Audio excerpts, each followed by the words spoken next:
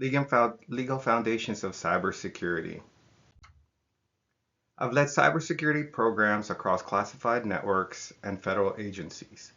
One thing's clear, legal gaps are operational risk. They aren't abstract. They're the kind that cost millions and erode trust overnight. The Graham-Leach-Bliley Act isn't just about paperwork. It's about protecting consumer data from financial abuse. The Safeguards Rule forced a mindset shift, builds controls before regulators force your hand.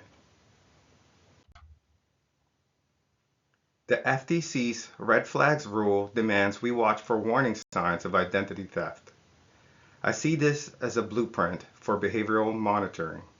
Spot anomalies, escalate early, and stop fraud before it becomes breach.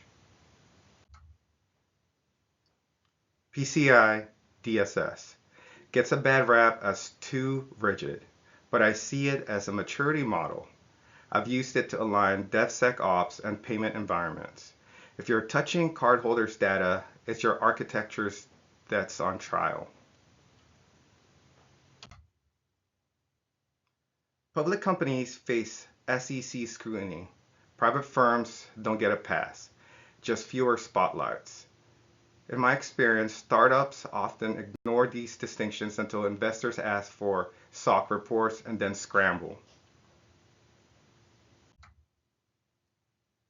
Section 404 of Sarbanes-Oxley made IT internal controls mission critical. You're not just proving uptime, you're validating that systems can be manipulated to hide financial fraud.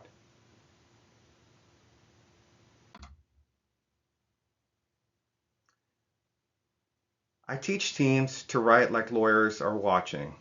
Missed alerts, poor logs, and vague policies can push a civil investigation to a criminal probe. United States versus Morris taught us that intent matters.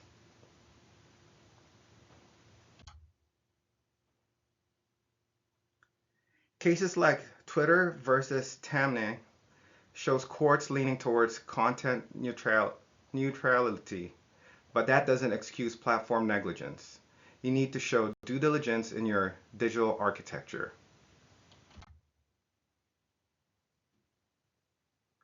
I bring more than technical fixes. I embedded legal foresights into every rollout, audits, and architecture.